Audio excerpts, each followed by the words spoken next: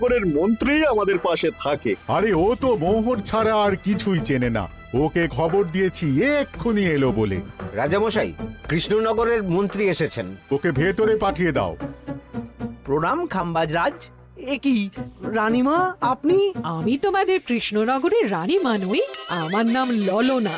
আমি হরেক রকমের গলায় কথা বলতে পারি। এটা আমার আসল গলা। ওরে বাবা রে বাবা রে বাবা, আপনি তো প্রতিভার জলজ্যান্ত রূপ। একে আপনি কোথা থেকে পেলেন খাম্বাজরাজ? বেশ কিছুদিন আগে একটা যাত্রা দেখতে গিয়ে ললনার সাথে পরিচয় হয়। ওর ব্যাপারে সবকিছু জানার পরে আমার মাথায় একটা বুদ্ধি খেলে যায়। তাই আপনি আমাকে ডেকে পাঠিয়েছেন, তাই তো? একদম তাই। আমার একটা পরিকল্পনা আছে। ছলে বলে কৌশলে ওই কৃষ্ণনগরের আসল রানীকে কিছুদিনের জন্য বাইরে পাঠাতে হবে, আর সেই সুযোগে সেসব দায়িত্ব আমার ওপরে ছেড়ে দিন। আমি নিজের দায়িত্ব নিয়ে ললনাকে কৃষ্ণনগরের রানীর সমস্ত আদব কায়দা শিখিয়ে দিয়েছি। এখন শুধু আমি বাকি ব্যাপার নিয়ন্ত্রণ করব। এখন মহারাজ বাৎসরিক হিসেব নিয়ে ব্যস্ত, তাই রানীমা চলে যাবেন আর তার বদলে ঢুকবে ললনা দেবী। তাহলে আর দেরি কেন? আজ রাতেই বেরিয়ে পড়ো। আর যদি আমার পরিকল্পনা অনুযায়ী এগোতে পারো, তাহলে কিছুদিন পরে তুমি হয়ে উঠবে কৃষ্ণনগরের রাজা। আমার কত দিনের আশা। চলুন তাহলে। হ্যাঁ চলুন, রাজবাড়ির বাকি ব্যাপার যেতে যেতে বুঝিয়ে দেব। রানীমা কিভাবে কথা বলেন, কাকে কি বলে ডাকেন, রাজবাড়ির কোথায় কি আছে সব।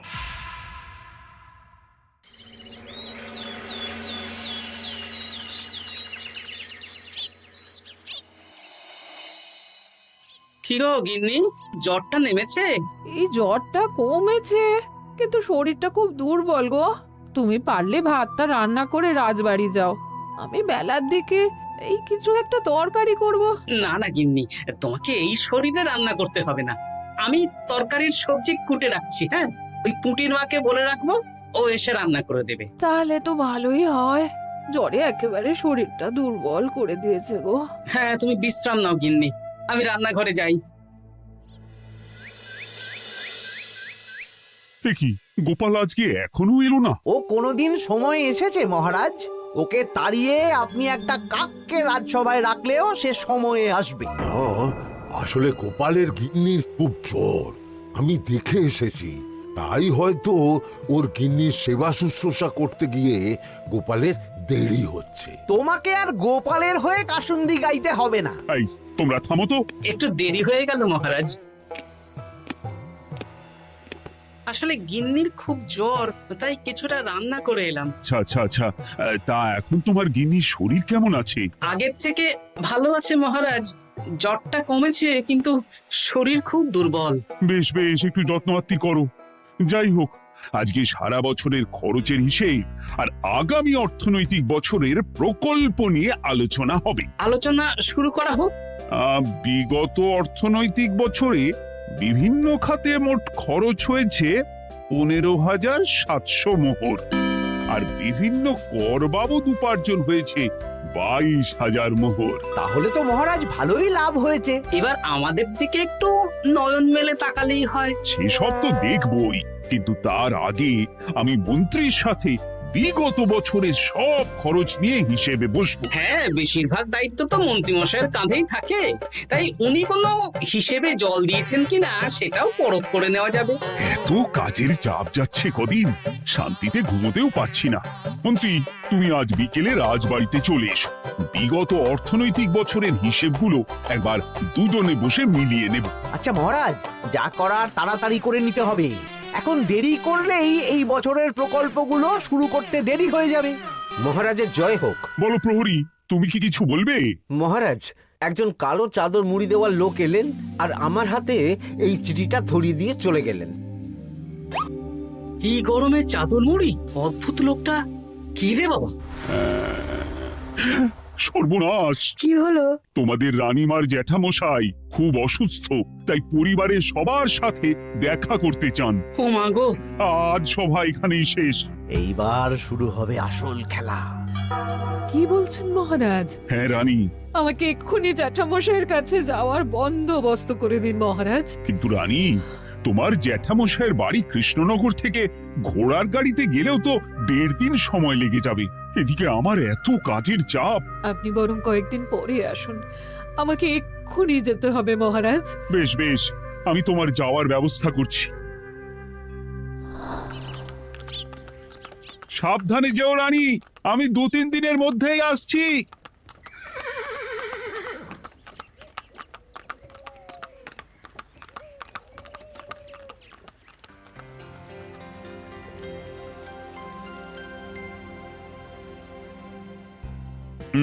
মন্ত্রী, বিগত অর্থনৈতিক বছরে আমাদের পাঠশালার উন্নতির জন্য কত খরচ করা হয়েছিল একটু দেখো তো। সব মিলিয়ে মোট 150 মোহর মহারাজ। কিন্তু আমার এখানে তো 170 মোহর দেখাচ্ছে। 170 মোহর? তা কি করে হয়? একই রানীমা, আপনি ঘোড়ার গাড়ি করে গেলেন আর হেঁটে চলে এলেন। সে আমার ব্যক্তিগত ব্যাপার, তুমি তোমার কাজ করো।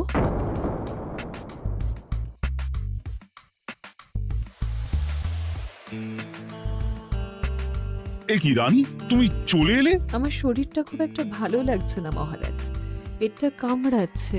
তাই সহিসকে বললাম ঘোড়ার গাড়ি নিয়ে জ্যাঠামশাইকে দেখে আসতে, আর আমি বাড়ি চলে এলাম। ও, সহিস এসে খবর দেবে, তারপর আমি আর আপনি দুজনে একসাথে যাব। বেশ বেশ, ঠিক আছে রানী, তুমি বিশ্রাম নাও। বিশ্রাম না, আমি একটু স্নান ঘরে যাব, পেটটা কেমন মোচড় দিচ্ছে। মহারাজ কিছুই বুঝতে পারেনি, মজা জমবে।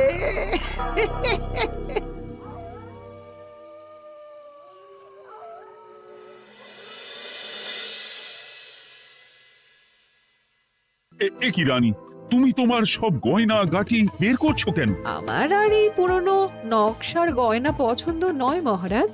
ভাবছি কালকে সকালবেলা এই গয়নাগুলো শ্যাকরাকে দিয়ে শহুরে নকশায় নতুন গয়না বানাবো। কিন্তু এগুলো তো তোমার সবই পছন্দের গয়না। কিন্তু মহারাজ, আমি ভেবে দেখলাম এই গয়নাগুলো সবই বড্ড ভারী গয়না।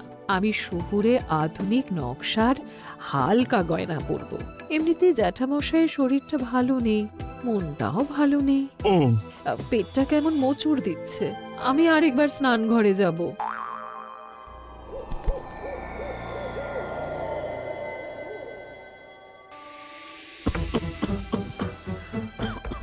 ওই তো মন্ত্রী মশাই এসেছে।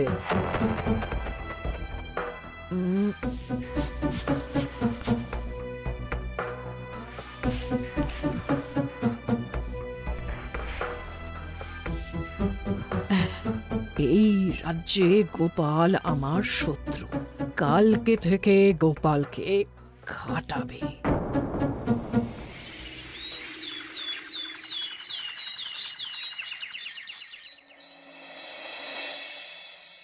হায় হায় হায়, কি হলো রানী, কি হলো?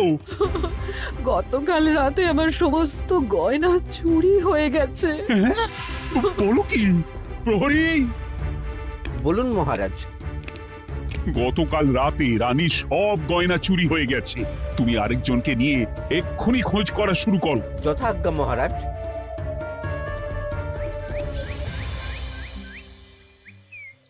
আমার সব গয়না চুরি হয়ে গেল, এবার আমি কি করব? আরে রানী, তুমি কেঁদো না, সেই সকাল থেকে কেঁদেই চলেছো। আমি তো প্রহরীকে খোঁজ করতে পাঠিয়েছি। এই সব প্রহরী কর্মচারী কাউকে বিশ্বাস হয় না আমার। আজ থেকে সবাইকে ছুটি দিয়ে দেব। কি বলছো তুমি? সবাইকে ছুটি দিয়ে দিলে রাজবাড়ির কাজ কে করবে? কেন?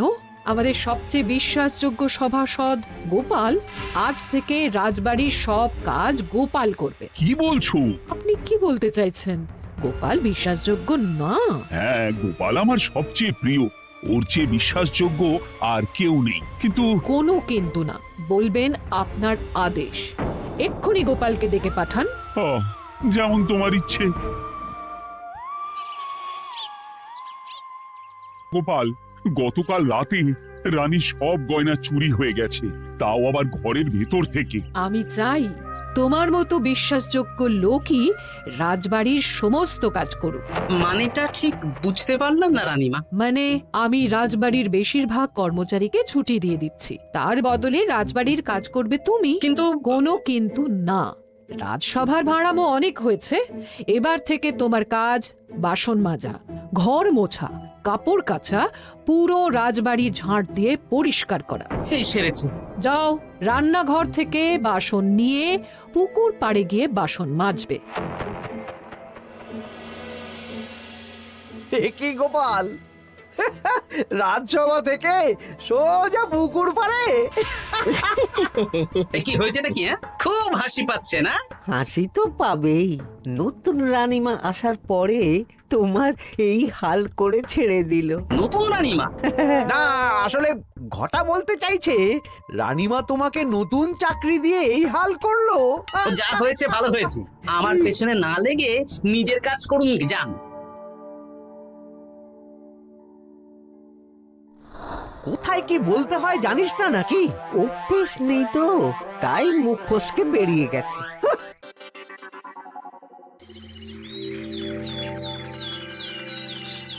রাজ্যে চোরের উপদ্রব বেড়ে গেছে, তাই আমরা কিভাবে চোরের উপদ্রব কমানো যায় সেই নিয়ে আজকে একটা আলোচনা করব। কিন্তু মহারাজ, রাজসভায় এখনো তো সবাই আসেনি। এই তো এসে গেছি। ওই রাজবাড়ির জামা কাপড় কাচ্ছিলাম। এ কি, গোপাল এখন রাজবাড়ির জামা কাপড় কাচে? হ্যাঁ, সেসব করতে গিয়ে আমার নিজের জামা কাপড়ই ভিজে গেল, তাই বদলে এলাম। মহারাজ, রানীমা ঘোড়ার গাড়ি করে এসেছেন। মানেটা কি? রানী তো রাজবাড়িতেই আছে। হে কি মহারাজ, আমি প্রহরীদের কাছে শুনলাম আমার মতন দেখতে কেউ রাজবাড়িতে উড়ে এসে জুড়ে বসেছে। মানে তুমি তো আগেই চলে এলে। কি কাণ্ড! এই কে? শুনলাম আমার মতন দেখতে কেউ এসেছে। ও আচ্ছা, আপনি। তা কি চাই আপনার? বোঝো কাণ্ড, একরকম দেখতে একরকম গলা। এ বলে আমি আসল, ও বলে আমি। হয় হয় হয়, আসল নকল বোঝাই দায়। একটা নয়, দুটো রানী। আমার জ্যাঠামশাই একদম সুস্থ। এই মহিলা নিশ্চয়ই ভুয়ো চিঠি দিয়ে নিজের রাজবাড়িতে ঢোকার সুযোগ খুঁজছিল। একদম বাজে কথা বলবেন না। আপনি কে সত্যি করে বলুন। সমস্যা সমস্যা, ঘোর সমস্যা। আমার কোনো পাণ্ডিত্য দিয়ে বুঝতে পারছি না কে আসল আর কে নকল। আমি আসল, বিশ্বাস করুন। আমি তো এই মাত্র এলাম। না, আপনি নকল, আমি আসল। কিভাবে বুঝবো? আমি বলবো মহারাজ, এই যে এই রানী আসল। হ্যাঁ, কিন্তু মন্ত্রীমশাই, আপনি কি করে বুঝলেন? না মানে এই রানীমা তোমার উপরে এত ভরসা করে রাজবাড়ির কাজ করাচ্ছেন, কাউকে বিশ্বাস করেননি, একমাত্র তোমাকে বিশ্বাস করেছেন। এত ভালোবাসা, এত বিশ্বাস কার থাকতে পারে বলো? মানে গোপাল, তুমি রাজবাড়ির কি কাজ করছো? বাসন মাজা, ঘর মোছা, বাগান পরিষ্কার, অনেক কাজ করছি রানীমা। আপনার সব গয়না চুরি হয়ে গেল, তাই কাউকে বিশ্বাস করা যাবে না বলে ওই রানীমা আমাকে কাজে রাখলেন। এই ওই বন্ধ করে একটা উপায় বের করো। বেশ বেশ, আমি ধরে নিচ্ছি দুজনেই আসল। তাই আপনাদের দুজনকে আমি পরীক্ষা নেব, দেখব কে উত্তীর্ণ হন। তাই নাও। আপনারা দুজনেই তো সেনাপতিকে চেনেন, বলুন তো সেনাপতির আসল নাম কি? সনাতন সেন। আচ্ছা, আপনাদের বাপের বাড়ি কোথায়? বিজয়গড়। দূর দূর, গড়গড় করে সবই বলে দিচ্ছে। এভাবে হবে না, অন্য কোনো উপায় ভাবো। বেশ, সেনাপতি তলোয়ার দাও তো। দিচ্ছি। এই নিন, এই তলোয়ার দিয়ে মহারাজকে মেরে ফেলুন। আপনাদের মধ্যে কে মারতে চান বলুন। এসব তুমি কি বলছো গোপাল? মহারাজ আমার পতি পরমেশ্বর, ওনাকে আমি মারতে পারি? আমি স্বপ্নেও ভাবতে পারিনি গোপাল তুমি এই জঘন্য কাজ আমাকে করতে বলবে। আমি নিজের প্রাণের আহুতি দিতে পারি, কিন্তু মহারাজের গায়ে একটা আঁচড়ও দিতে পারবো না। উফ, খাম্বাজরাজ বেছে বেছে এক ধুরন্ধর নারীকে পাঠিয়েছেন, কোনো জবাব নেই। আমি বুঝতে পারছি না মহারাজ, এনাদের হাবভাব, কথাবার্তা, রূপ সবই একরকম। তবে যিনি ঘোড়ার গাড়ি চেপে এখন ফিরলেন, তিনি আসল হলেও হতে পারেন। আমি আসল, বিশ্বাস করুন। বললেই হলো? আসল হলে প্রমাণ করুন। বেশ, আজকে আর মাথায় কিছু আসছে না, আমি কাল আসবো। ততক্ষণ আপনারা দুজনে রাজবাড়ির দুটো ঘরে থাকুন। কি ছকমারিতে পড়লাম রে বাবা।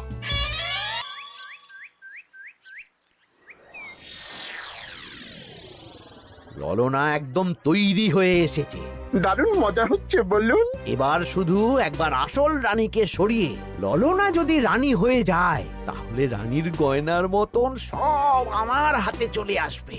তারপর কি হবে? তারপর ধীরে ধীরে মহারাজকেও কায়দা করে সরিয়ে দেব, আর খাম্বাজ রাজ আর আমি এই দুজনে মিলে এই রাজ্য চালাবো। কি বুদ্ধি আপনার মাথায়।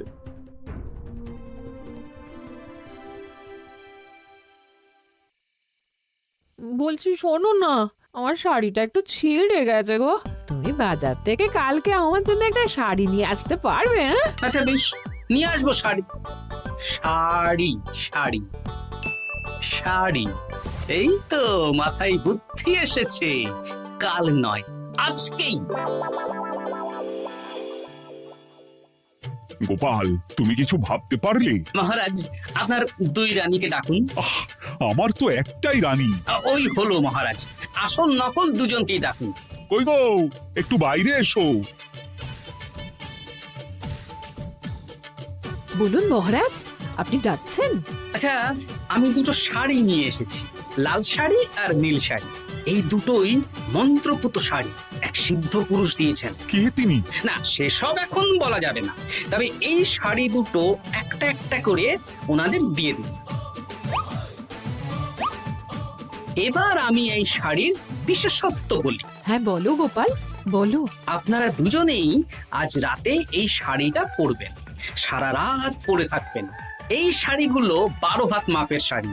আগামীকাল সূর্যোদয় হওয়ার পরে যার শাড়ি 4 হাত কমবে সেই হবে আসল রানী। আচ্ছা বেশ, তাহলে তোমরা দুজনেই এই শাড়ি পরে থাক। কাল সকাল সকাল রাজসভা বসবে, তখন তোমাদের শাড়ি গোপালের কাছে জমা দিও। আচ্ছা। আমি যে নকল সেটা বুঝতে দেওয়া যাবে না। কি করে এই শাড়িটা 4 হাত কেটে ফেলে ওই দুফল কাটার ছড়ি কেটে ফেলো। কালকে আবার মজা হবে।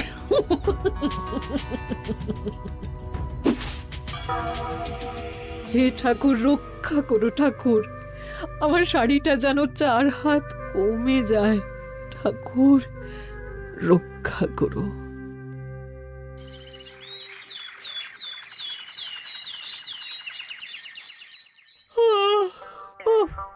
এত সকাল সকাল রাজসভা, দূর, ভালো করে ঘুমটাও হলো না।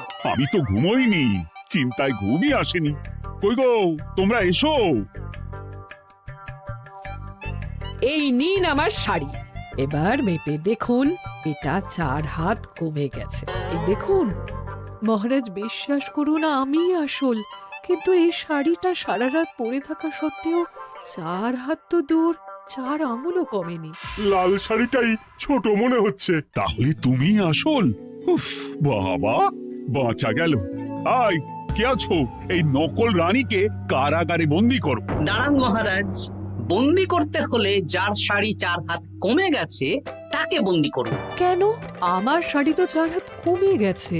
শর্ত অনুযায়ী যে আসল তার শাড়ি তো 4 হাত কমবে না, আপনি ধরা পড়ে গেছেন নতুন রানীমা। এগুলো কোনো মন্ত্রপুত শাড়িই নয়, এগুলো আমার পরিকল্পনার প্যাচ। আপনি নিশ্চয়ই নিজেকে আসল প্রমাণ করার জন্য শাড়িটা কেটেছেন।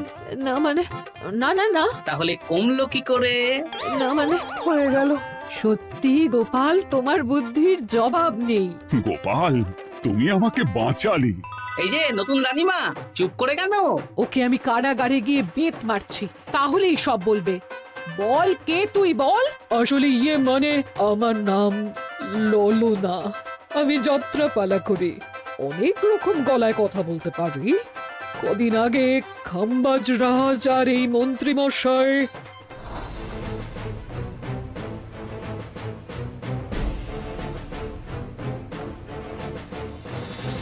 বাহ বাহ বাহ বাহ বাহ, এ তো দেখছি ললনার ছলনা। তার মানে রানীমার গয়না? ওগুলো তো সব মন্ত্রীকে দিয়েছে, জানলা দিয়ে কাপড়ে পেঁচিয়ে নামিয়ে দিয়েছি। মন্ত্রী, তোমাকে আমি শুলে চড়াবো। ভুল হয়ে গেছে মহারাজ, আমাকে ক্ষমা করুন। প্রাণে মারবেন না, সব গয়না ফেরত দিয়ে দেবো মহারাজ। তুমি শত্রু রাজ্যের প্ররোচনায় এত বড় ক্ষতি করতে চেয়েছিলে? ক্ষমা করুন মহারাজ, ক্ষমা করুন। সেনাপতি, মন্ত্রীকে 1000 বার বেত্রাঘাত করো। আর এই ললনার কি হবে? আমি অনেক দিন ধরে বাড়িতে একটা কাজ করার লোক খুঁজছি, ওনাকে পাঠিয়ে দিন। আমার গিন্নি শুয়ে বসে থাকবে আর উনি খাটবেন। নয়, হ্যাঁ, ললনার ছলনা ভেস্তে গেল।